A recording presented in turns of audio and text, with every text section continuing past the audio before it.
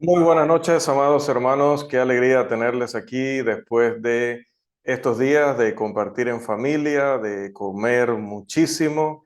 Y bueno, no tenía mucha esperanza de que hoy estuvieran aquí. Pensé que me iban a dejar solo, pero de todas maneras abrí la sesión a la espera, ¿verdad? Y lo que veo es que son verdaderos soldados. Aquí están, seguramente trasnochados, seguramente algunos todavía llenos de hace 2 noches o 3 noches atrás, pero aquí están para estudiar la escritura. Asimismo, nos alegra mucho que muchas personas están conectándose para ver este curso.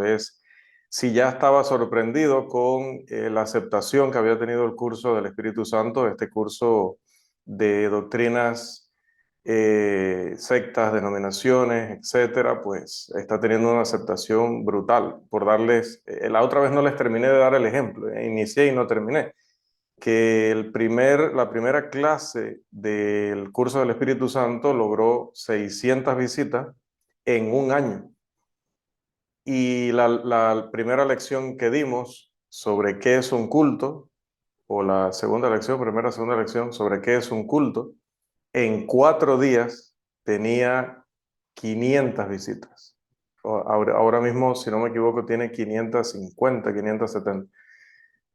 En 4 días, en ese momento allá, ¿no? Entonces, definitivamente, pues que tal como me habían dicho hace ya varios años atrás, hermano, el curso es importante, son temas que son necesarios, tal, y pues lo habíamos aplazado, pero ya estamos aquí y estamos muy contentos de que se esté valorando, se esté estudiando. Recuerde siempre que puede en el canal de YouTube, en la parte de abajo, dejar sus comentarios, con mucho gusto también saludos y es de la Iglesia de Cristo en El Salvador, en México, en Argentina, Colombia, en España. Con muchísimo gusto recibimos esos saludos, esas bendiciones. Sería muy hermoso pues ver desde dónde se conectan.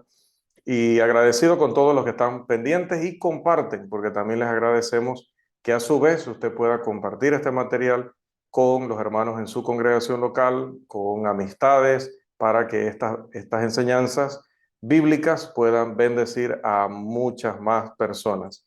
Así que retomamos esta noche nuestro curso Algunos cultos modernos, sectas, movimientos y religiones mundiales. Estamos en la primera sección de nuestro curso que trata acerca del grupo denominado Testigos de Jehová o los Testigos de Jehová.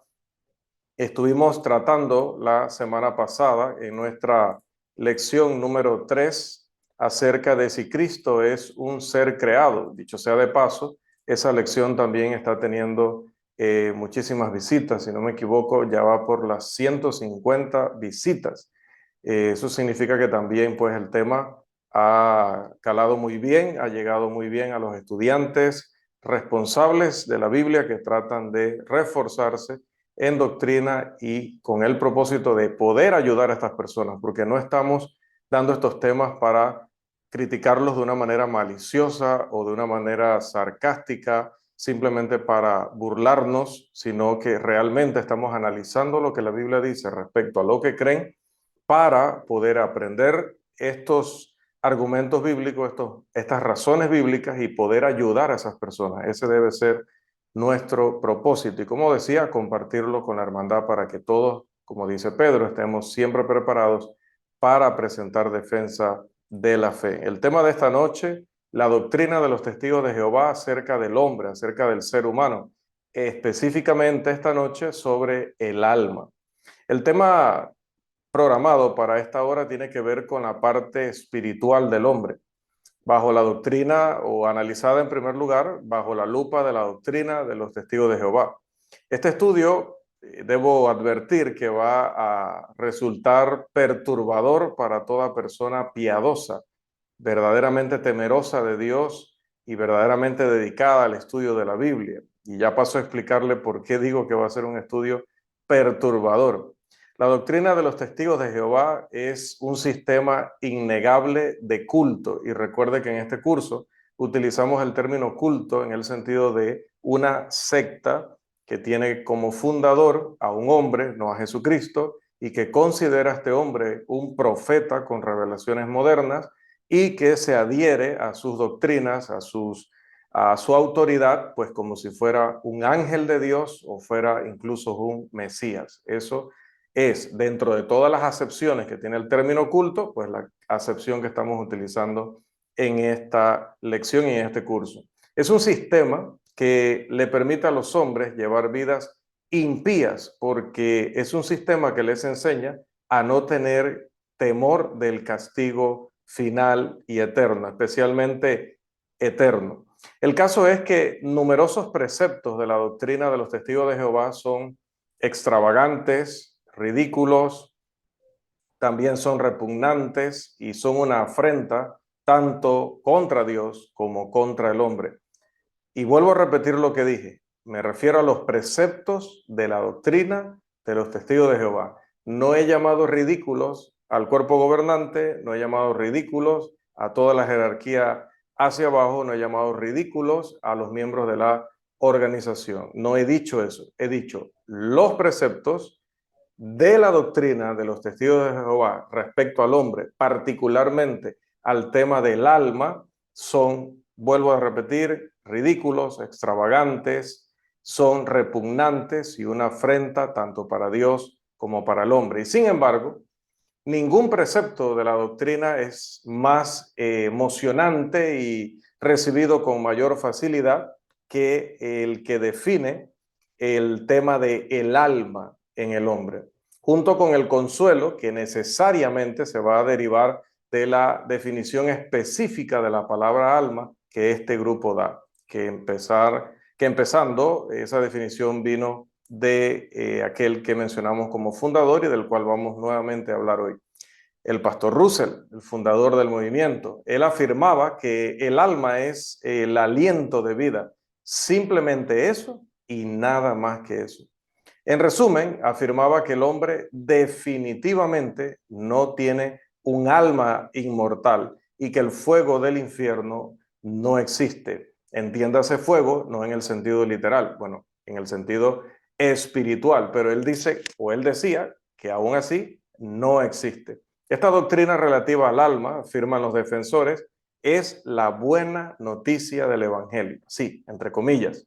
Los defensores alcanzan un punto álgido de elocuencia porque hablan críticamente y duramente contra aquellos predicadores que enseñan, como le llaman ellos, vuelvo a abrir comillas, la pesadilla del tormento eterno, cierro comillas. El pastor Russell y luego el que se conoce como el juez Rutherford, líderes del movimiento, hablaban con gran ironía cuando afirmaban que Marcos capítulo 9, los versículos 47 y 48 han sido durante mucho tiempo los versículos favoritos de los, abro comillas, chillones del infierno, cierro comillas. Hablaban con énfasis enérgico, abro comillas de nuevo, estoy citando directamente las palabras de ellos, traducidas al español, esa notoria doctrina pagana de la Trinidad, cierro comillas. Uno de los líderes del movimiento, llamado H.E. Pinnock, comentaba que, abro comillas, sin duda hay algunos clérigos que sinceramente creen que Jesús era su propio Padre y que el Todopoderoso es el Hijo de Él mismo y que cada uno de estos es una tercera persona que es igual a las otras dos y, sin embargo, diferente de ellas, cierro comillas. Define de esta manera o explica de esta manera brevemente la doctrina de la Trinidad para él sí hacerlo de manera sarcástica, de manera burlona y muy alejada de lo que realmente creemos y explicamos respecto al tema. Bien, sobre esto de el alma, vamos a ver cuál es el origen del sistema. Toda persona piadosa se va a preguntar de dónde proviene una doctrina tan desafiante y blasfema contra Dios. Con el fin de estar informados y prevenidos, son pertinentes y necesarios que analicemos las dos visiones o perspectivas generales desde el principio, a saber, primero, que veamos o consideremos una visión general de el hombre que ideó este falso sistema ateísta. Y número dos, que también consideremos una visión general de algunos de los principales preceptos o creencias de esta doctrina. Ya voy a hacer la salvedad de que no vamos a analizar exhaustiva y detalladamente cada libro de ellos, cada revista de ellos y cada afirmación y cada argumento que hagan respecto a este tema. No vamos a dedicar tanto tiempo a ello. En realidad, vamos a enfocarnos, repito, en preceptos fundamentales, fundamentos muy importantes en la doctrina de los testigos de Jehová sobre este tema, de manera que al responder estos, aunque haya otros argumentos y otros materiales, con responder los principales será suficiente. En resumen, una lectura adecuada del tema en esta ocasión requiere necesariamente que consideremos, primero, el hombre que fundó este movimiento y que tenía estas creencias. Y número dos, la creencia misma, pero particularmente analizando sus principales puntos. Así que vamos a iniciar con el primero de esos puntos. Estos son los señores, ¿verdad?, que estaban detrás de todo esto. Nuestro primer punto tiene que ver con el origen del sistema. Perdón, con una visión general del hombre. Aquí iba una presentación atrás de lo que iba diciendo, ¿verdad? Una visión general del hombre. En cuanto a una visión general del hombre, el fundador del movimiento, como ya lo hemos mencionado, del movimiento de los Testigos de Jehová, es el señor que tenemos acá atrás en pantalla, Charles Taze Russell, quien vivió de 1852 a 1916. No cabe duda, hermanos, después de leer biografías, después de leer sus escritos, después de leer lo que escribían sus críticos, lo que él mismo escribió, lo que escribe la organización y escribió sobre él, que este hombre, Russell, realmente estaba preocupado por su estado eterno y por ello se aferró a la doctrina de la inconsciencia o del sueño del alma y de la aniquilación de los impíos, tal como había sido difundida por aquellos que habían dado origen a ese otro movimiento que es primo hermano de los testigos de Jehová, como es el adventismo. En resumen, los ruselitas o testigos de Jehová son parientes cercanos de los adventistas del séptimo día y comparten ciertas doctrinas como esta, precisamente del alma. Charles Taze Russell procedía de Pittsburgh, Pensilvania. Allí se dedicaba al negocio de prendas para caballeros y demostró ser un vendedor audaz, astuto y con habilidades comerciales considerables. Emergió en la escena de la teología como un erudito exegético autoproclamado. Nadie lo graduó, nadie le enseñó, pero él decía que lo era. En 1879 fundó lo que se conoce como el Zion's Watchtower o la Torre de la Atalaya de Sion. Y en 1881 fundó entonces lo que se conoce como la... yo tenía unas imágenes aquí, ahora no sé si no las coloqué en el orden correcto, ¿verdad? O no agregué esa diapositiva. Yo voy a tener que contratar directamente a José Cruz para evitar que esto me siga ocurriendo. En algún lugar aquí había una imagen donde salía no la incluí. Donde salía el edificio de aquel lugar que este señor fundó, pero no la incluí, lamentablemente. Bueno, decía, en 1879 fundó esta Zion's Watchtower o el Atalaya de Sion.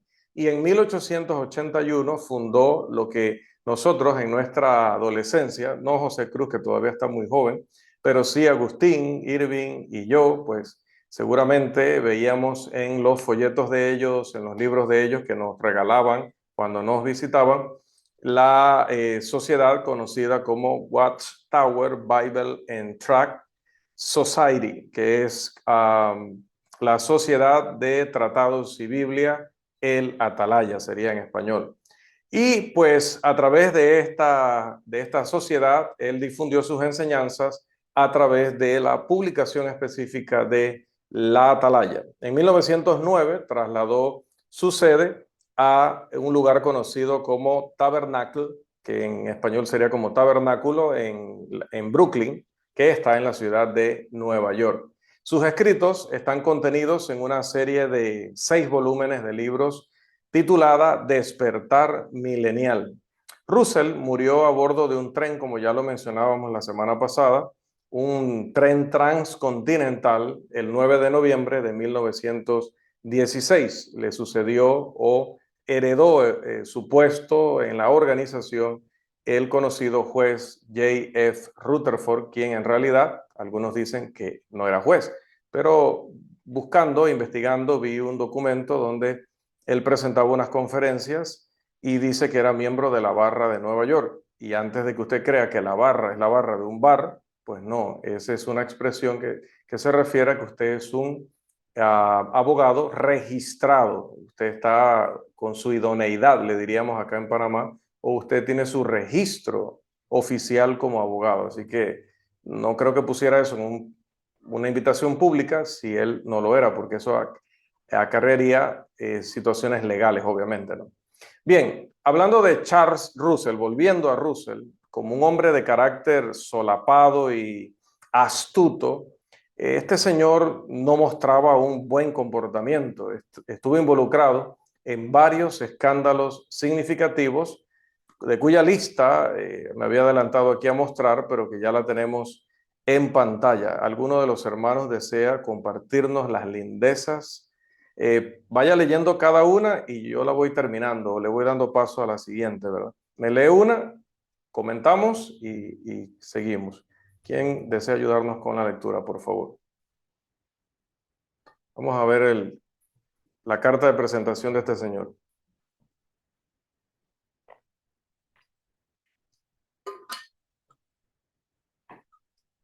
¿Alguien o no están disponibles con micrófono?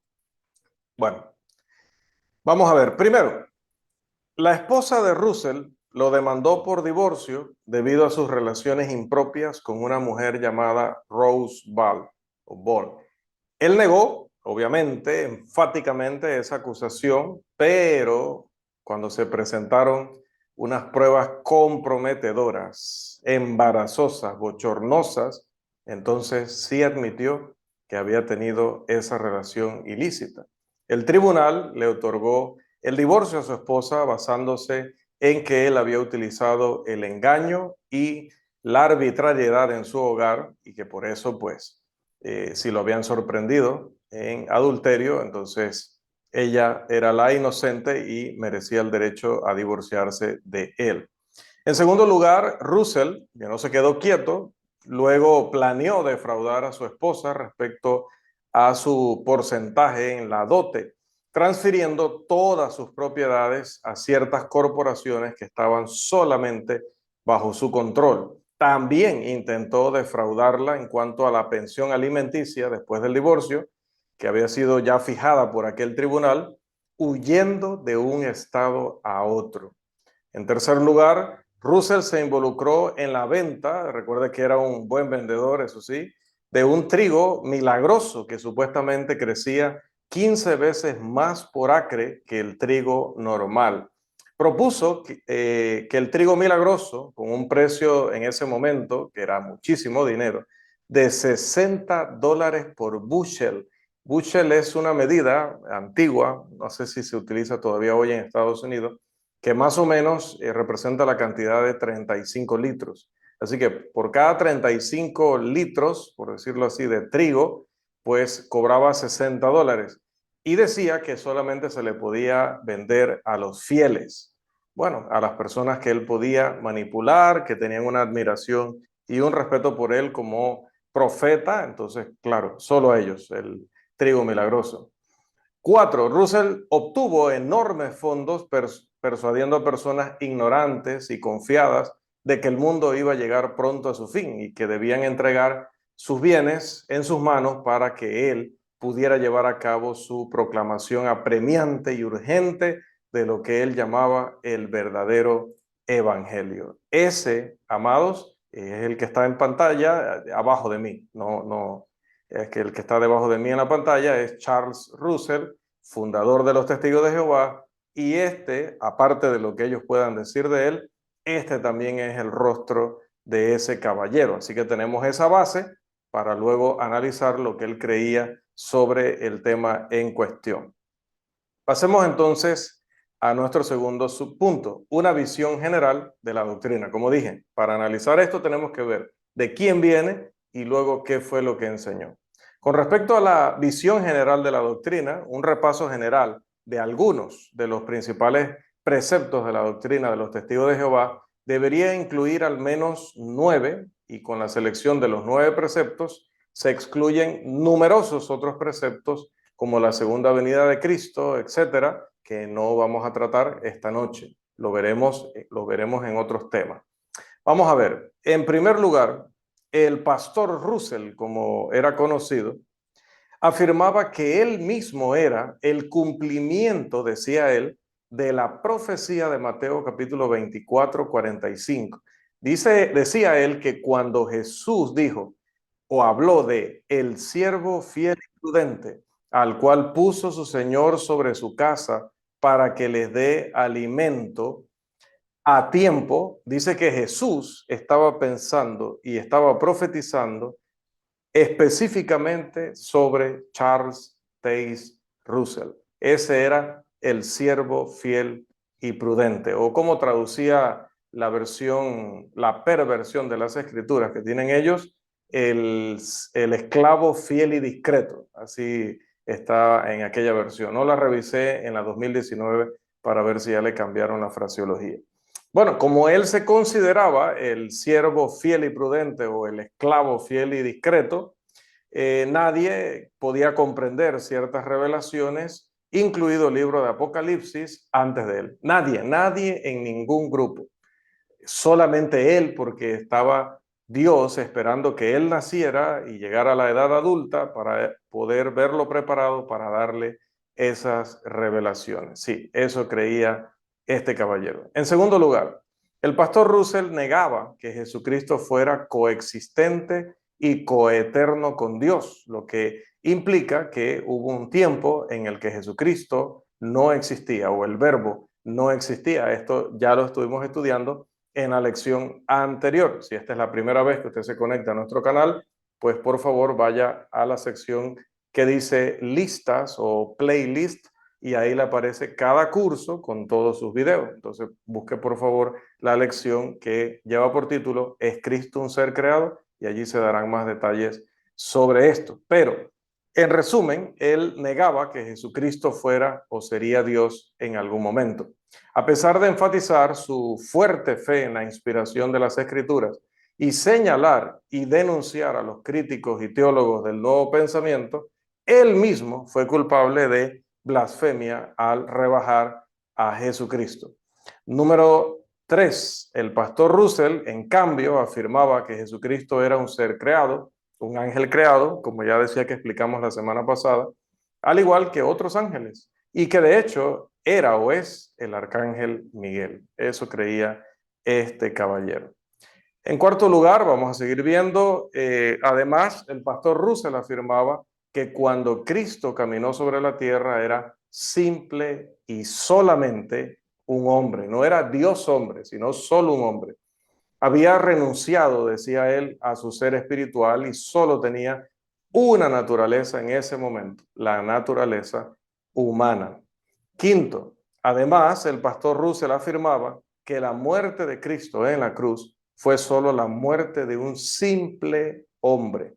Por lo tanto, un simple hombre hizo, supuestamente, según él, una expiación por toda la humanidad. Es decir, solo la humanidad fue sacrificada por la humanidad y eso fue suficiente. Sexto, como corolario de su afirmación, es decir, como resultado de su afirmación de que la muerte de Cristo fue solamente una expiación de un simple hombre hecha por el hombre, entonces el pastor Russell negaba que la obra de la expiación se completara o que ya se hubiera terminado con la muerte de Jesucristo en la cruz. En cambio, este pastor afirmaba que la obra de la expiación se completaría al final del reinado de 1000 años de Cristo en la tierra. En séptimo lugar, además el pastor Russell negaba la resurrección del cuerpo de Jesucristo. En su lugar, él alegaba que el cuerpo de Jesús fue retirado sobrenaturalmente de la tumba para evitar que fuera un obstáculo para la fe de los discípulos. Afirmaba que el cuerpo había sido disuelto por gases con el poder de Dios, o que Dios lo tiene en su posesión en algún lugar particular en forma de cadáver, ¿no? Imagínense. Número 8. El pastor Russell afirmaba que la muerte siempre significa extinción, cese al ser, aniquilación o un periodo de inconsciencia absoluta, un periodo de no existencia absoluta. Por lo tanto, que todos los muertos han dejado de existir en el pleno sentido de esa expresión. Y 9, el pastor Russell afirmaba que en el momento del milenio, en la época del milenio, Jesucristo funcionará como un Dios secundario y que los malvados o impíos tendrán una segunda oportunidad. Así que ya usted sabe, Russell enseñaba que usted podía hacer y deshacer en esta vida, porque luego en el milenio usted va a recibir otra oportunidad. Así que, ¿para qué negarse hoy? Voy a hacer una aclaración. Él no lo decía así, lo implicaba, pero recuerde que uno dice lo que dice, pero también uno dice lo que implica. Eso lo hemos aprendido en esta escuela a través de varios cursos. Cuando yo digo que yo no me baño con ningún otro jabón que no sea el jabón 3, voy a decir un nombre cualquiera para no hacerle publicidad a nadie. Si yo solo me baño con jabón 3 y nunca me baño con un jabón que no sea 3, y también digo que tengo un año de no tener jabón 3, entonces yo estoy implicando y por lo tanto también estoy diciendo que durante un año no me he bañado, por lo menos durante un año. Entonces uno dice lo que dice y también dice lo que implica. Así que, aunque él no lo dijo, todo así como lo estoy mencionando, pues decir que yo voy a tener, aunque viva una vida impía y muera en impiedad, voy a tener una segunda oportunidad en el milenio como impío, reformado, entonces eso estaría diciéndole a las personas, sean impíos, vivan y disfruten todo lo que quieran porque tendrán una oportunidad más, ¿verdad? Que es tremendo, ¿no? Estos preceptos de la doctrina ruselita, como se establecen aquí, pues no son ni de lejos todo este sistema que deshonra a Dios, pero estos preceptos, estos 9, son suficientes para proporcionar un contexto para comprender el tema de esta lección, es decir, la doctrina de los testigos de Jehová en relación con el hombre o el ser humano. Bien, vamos entonces a entrar en materia. El hombre o el alma, según la doctrina de los testigos de Jehová. La afirmación del pastor Russell de que el término muerte siempre significa extinción o cese del ser, se basaba en su definición del término alma, que es lo que usted va a notar también cuando quiera estudiar con ellos y va a ver el énfasis que ponen en la definición para luego a partir de la definición construir su doctrina. Según afirmaba el pastor, el significado del término alma es simplemente aliento y su principal texto probatorio provenía del libro de Génesis, que dice en el capítulo 2, versículo 7, lo que tenemos en pantalla. Entonces Jehová Dios formó al hombre del polvo de la tierra y sopló en su nariz aliento de vida, y fue el hombre un ser viviente. El hombre es un alma, pero no tiene un alma, como es el caso de todos los animales y aves que respiran, argumentaba el pastor Russell, no yo. Por lo tanto, la muerte es la ausencia de vida, concluía él. Además, también como parte de esa conclusión decía que el hombre está constituido de tal manera que es incapaz de sufrir tormento eterno, que el tormento eterno no solo es imposible, sino también irracional pensar o reflexionar sobre él, que es repugnante para un sistema de justicia y que es contrario al principio del amor. No es de extrañar entonces que el juez J.F. Rutherford, el sucesor del sistema impío del pastor Russell, quien hiciera hincapié en el tema ¿dónde están los muertos? Tanto en sus discursos en vivo como también en sus escritos hizo un gran énfasis en ello. Su señoría, porque es un juez, ¿no? O era un juez, procedía a informar a su audiencia que, entre comillas, abro comillas, los predicadores son perros mudos que no pueden hablar por su amo. Con esto estaba señalando obviamente a los predicadores de cualquier otra denominación o a los predicadores de la iglesia del Señor. El tema ¿dónde están los muertos? Estaba destinado a emocionar a cierto grupo de personas. Muchos encontraban consuelo y alivio al escuchar que los muertos están como si nunca hubieran vivido o existido, que están como si estuvieran dormidos, que no están sufriendo ningún castigo, que en el amanecer del milenio, como le llamaban ellos, serían traídos de vuelta a la vida, e incluso que si fueran malvados o fueran impíos en la primera vida, se les daría una segunda oportunidad. Para ilustrar el efecto de esa falsa doctrina, supongamos el caso de una madre que ha perdido a un hijo rebelde, y especialmente si desconoce la palabra de Dios o tiende a no tomarla en serio. Esta madre estaría inclinada a aceptar la doctrina. Además, aquellos que no tienen un propósito en la vida ni un compromiso con la rectitud, excepto vivir según el deseo carnal, estarían propensos a deleitarse con estas falsas esperanzas. Qué consuelo y cuán deseable desde una perspectiva humana era esta doctrina al comienzo del movimiento, una doctrina que deshonra a Dios y continúa siendo así hasta el día de hoy. La responsabilidad que tenemos ahora es investigar si el pastor Russell estaba en lo correcto al afirmar que el alma es el aliento de vida y que este es el único y absoluto significado de la palabra alma. Ahora, en aras de la justicia debemos decir que es cierto que uno de los significados de la palabra alma es aliento de vida, pero es falsa su afirmación de que el hombre es un alma, pero que no tiene un alma. Cuando Moisés escribió sobre cómo el hombre se convirtió en un ser viviente o una persona con aliento, se refería a la vida mortal, animal o biológica de Adán. Se estaba considerando en ese momento y en ese contexto la vida del cuerpo físico de Adán, pero la palabra alma en otros casos abarca la naturaleza inmortal, la naturaleza no respirante, por decirle de una manera, tanto del hombre, y escucha esto, como de Dios. Para ilustrar, Dios es espíritu, dice la Escritura. No respira como lo hace el hombre, no tiene aliento como un animal.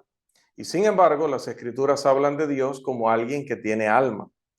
Una lectura del Antiguo Testamento y del Nuevo Testamento serán suficientes para establecer el hecho de que Dios posee un alma. No sé si usted lo había considerado o lo había leído, pero vamos a la Biblia para salir de dudas. Una porción del Antiguo Testamento que se encuentra en Levítico, capítulo 26, versículos 3, 11 y 30, dice lo siguiente. Si anduviereis en mis decretos, y pondré mi morada en medio de vosotros, y mi alma no os abominará. Destruiré vuestros lugares altos y derribaré vuestras imágenes, y pondré vuestros cuerpos muertos sobre los cuerpos muertos de vuestros ídolos, y mi alma os abominará. Obviamente ahí estoy resumiendo los textos, ¿no? Para rescatar las palabras que mi alma, dice, no os abominará si son obedientes. Y si son desobedientes, termina diciendo entonces mi alma os abominará. Una porción del Nuevo Testamento dice en Mateo capítulo 12, versículo 18, respecto a Jesús, dice, he aquí mi siervo, a quien he escogido, mi amado, en quien se agrada mi alma. Pondré mi espíritu sobre él y a los gentiles anunciará juicio. Mateo capítulo 12, versículo 18. Esta misma lectura demuele la afirmación del apóstol Russell de que la palabra alma está restringida solamente a un significado, al de la vida física o el de la vida animal. Con esto no estamos diciendo que hemos evolucionado de los animales, ¿verdad? Cuidadito con eso. El término también, el término animal tiene varias acepciones y en este caso, cuando hablamos de la vida animal, nos referimos a la vida terrenal del cuerpo, ¿sí? Yo me corto un dedo y ese dedo está separado de mí, ya empieza a deteriorarse. Entonces, está perdiendo su vida animal. Pero note que no por eso yo estoy perdiendo la vida, yo como ser humano, sino mi dedo. Entonces, en ese sentido que estamos hablando de la vida animal. Entonces, mire cómo Levítico 26:3 habla del alma de Jehová. 26:11 vuelve a repetir del alma de Jehová. Mateo 12:18 habla del alma de Jehová. Entonces, si el alma fuera algo físico, incluso ellos han llegado a decir que el alma es la sangre, porque dicen que la vida está en la sangre, malinterpretando textos de la escritura. Entonces, ¿tiene Dios sangre? ¿Tiene Dios un cuerpo físico como nosotros? No. Entonces, ¿cómo la escritura dice que tiene alma? Entonces, si Dios es espíritu y Dios tiene alma, significa que el alma es algo inmaterial, es algo espiritual. Si bien la vida física de un hombre muere, como todos lo sabemos, Hebreos 9:27, la vida espiritual de un hombre no puede morir, no puede ser destruida. De hecho, Jesús enfatizó esto cuando le advirtió a los apóstoles en Mateo 10:28, y no temáis a los que matan el cuerpo, mas el alma no pueden matar. Temed más bien aquel que puede destruir. Ahí el verbo griego no significa aniquilar y desaparecer, sino echar fuera de la presencia de Dios. Eso se conoce como la perdición eterna. Entonces dice, más bien temed aquel que puede destruir o perder el alma y el cuerpo en el infierno, obviamente del desobediente. Entonces note cómo se separa el alma del cuerpo físico. Dice, sí pueden matar el cuerpo. Si el alma fuera el cuerpo o el alma fuera la sangre, en el momento que me asesinan, también mi alma muere, desaparece. Pero aquí dice el Señor que no, que pueden matar el alma, pero el cuerpo puede llegar, perdón, pueden matar el cuerpo, pero el alma puede pasar la eternidad en el infierno, de ser el caso, ¿no?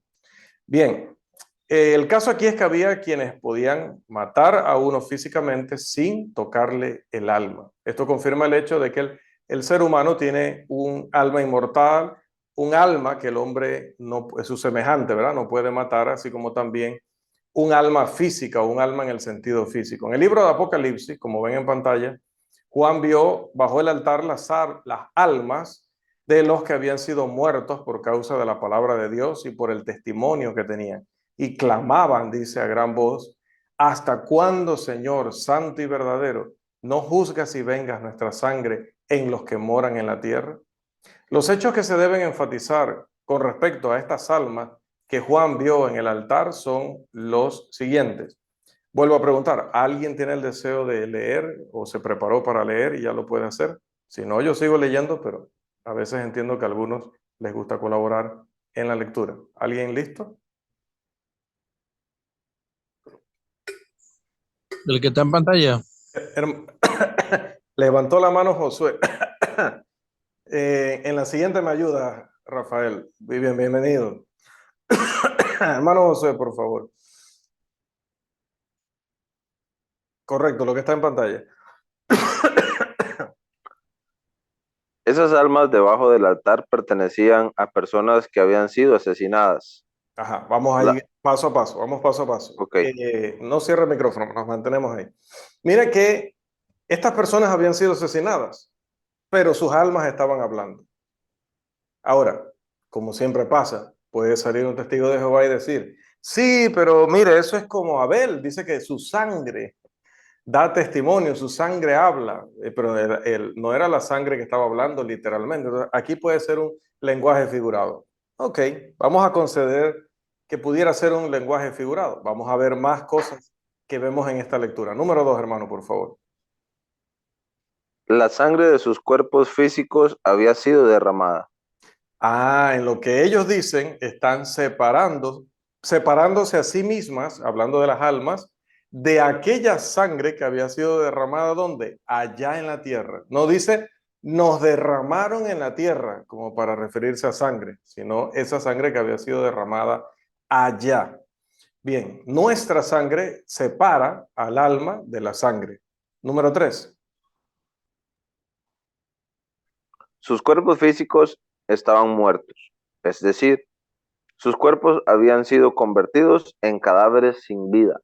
Correcto. Ellos dicen, perdón, que habían sido muertos. Mire, perdón, ¿hasta cuándo, Señor Santo y verdadero, nos juzgas y vengas nuestra sangre en los que moran en la tierra? Obviamente, el apóstol Juan dice que estas eran personas que habían sido muertos. Entonces, si ya estaban muertos, ¿cómo podían clamarle al Señor?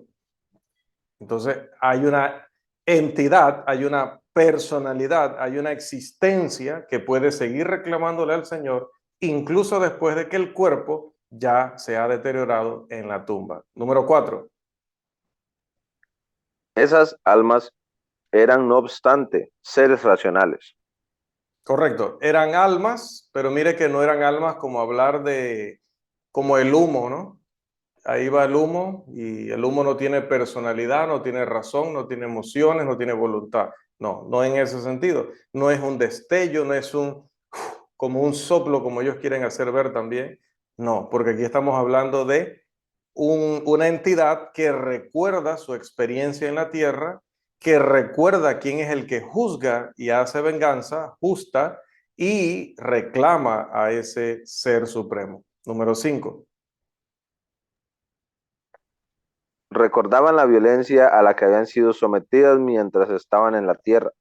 Tienen su memoria fresca, clara, sobre que habían tenido una existencia en esta tierra, pero que había terminado de manera violenta a mano de sus enemigos. Entonces, eso no lo hace la sangre, ni lo hace la carne, eso lo tiene que hacer la inteligencia, la razón, la persona, la voluntad. Pero si ya había muerto, ¿cómo podía hacer eso? Porque esa parte inmaterial nuestra se separa del cuerpo, no es parte del cuerpo en la muerte, ¿no?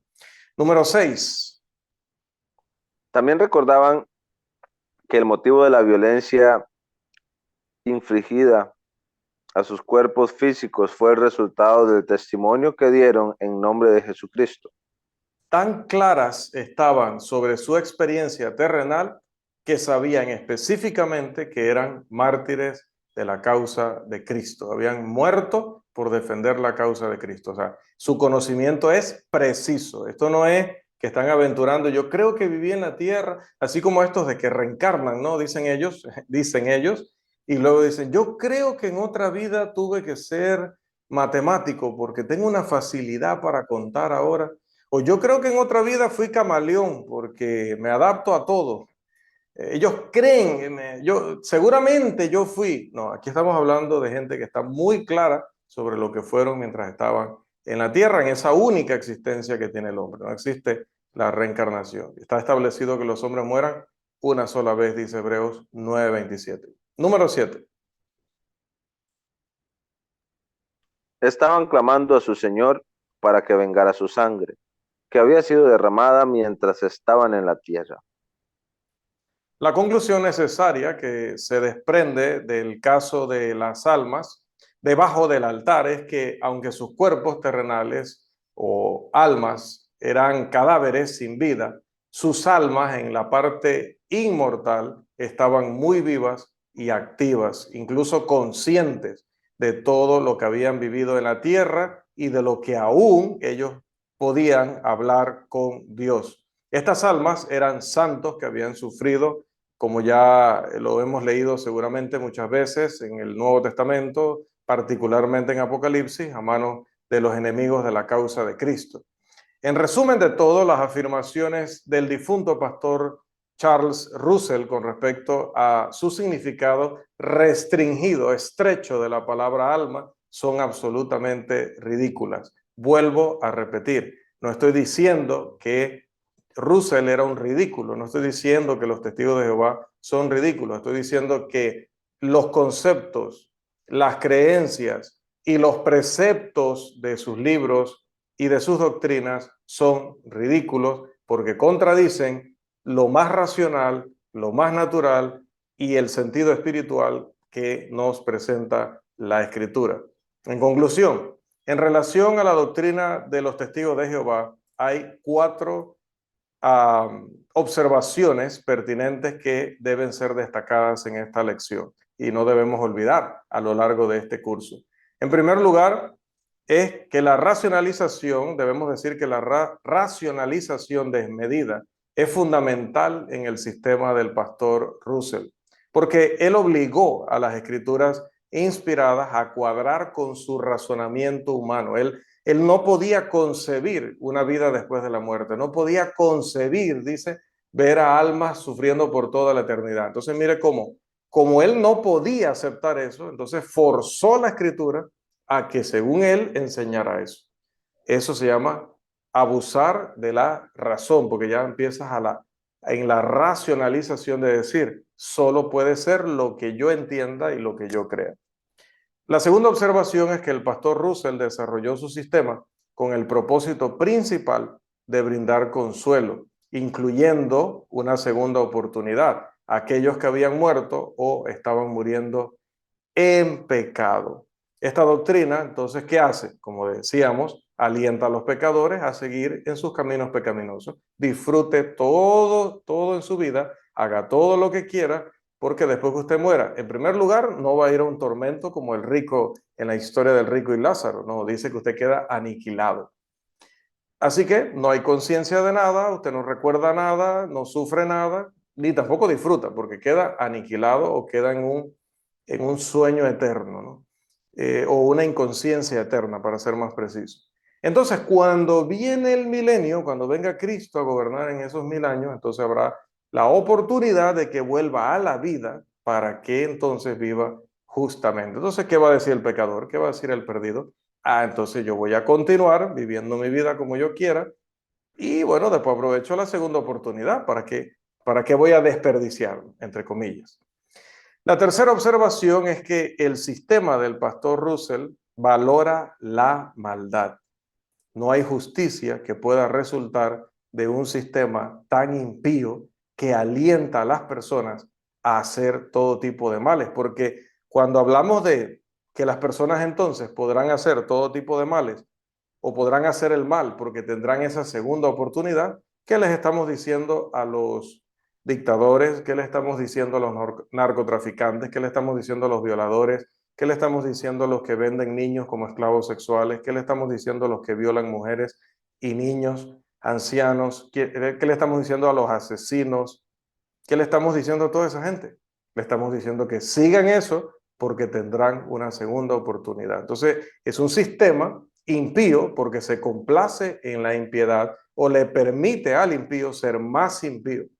La cuarta y última observación es que cada individuo está bajo una gran obligación de leer la palabra de Dios, lo que ella realmente establece de manera precisa. No tiene el privilegio de atribuir a la palabra de Dios sus racionalizaciones, sus deseos impíos y sus concesiones impías con tal de ganar el aplauso fácil de las multitudes. Así que, mis amados hermanos, como dije, iba a ser un panorama, un vistazo no exhaustivo de la doctrina de los testigos de Jehová respecto al hombre, particularmente respecto al alma, pero creemos que con lo que hemos presentado, un resumen de lo que era la vida personal y pública de quien los fundó, también considerando de qué otra denominación o secta ellos sacaron estas ideas, porque los testigos fueron posteriores a los adventistas, pero decía doctrinalmente son familia, y tomando en cuenta cuál era el propósito carnal, terrenal, mundano que tenía Russell para enseñar esto, viendo todo ese panorama y luego viendo los textos bíblicos que hablan sobre el alma, incluyendo el alma de Jehová, nos damos cuenta de que su doctrina nada tiene de bíblica. Así que esperando que haya sido de edificación, que nos sirva para poder enseñar también a otros, como decía al principio. Hasta aquí llega nuestra lección. Que el Señor les siga bendiciendo muy, pero muy ricamente. Y como ya los veré el próximo año en cuanto a la clase, ¿verdad? En primer lugar, a todos los estudiantes de esta escuela virtual, los que están presentes esta noche, Rafael Vergara, Juan Contreras, Josué Sequeira, José Cruz, Irwin Mendoza, Agustín Blanford, pero también a nuestro hermano Miguel, a nuestro hermano Carlos Hernández, a nuestros hermanos Alonso y Sara, a nuestro hermano Moisés Hernández, todos estos hermanos que han estado durante todo este tiempo, durante todo este año, también recibiendo estos estudios por medio de esta escuela de cursos bíblicos, pues deseándoles que el Señor les bendiga en gran manera en sus vidas familiares, en sus trabajos, en sus congregaciones, que verdaderamente les dé más y más cosas buenas y que este nuevo año nos permita seguir compartiendo la palabra de Dios, nos permita seguir colaborando juntos, ojalá conocernos en persona, algunos que no nos conocemos, y poder gozarnos en ese compañerismo y esa comunión que nos enseña la Escritura. Así que un abrazo inmenso para todos ustedes, para todos aquellos que luego, al ver el video grabado, se toman el tiempo de escucharnos, que dan me gusta, que comentan, que comparten también el video, que el Señor les recompense y les bendiga en gran manera. Estamos siempre a la orden para servirles. Muy buenas noches y muchas bendiciones.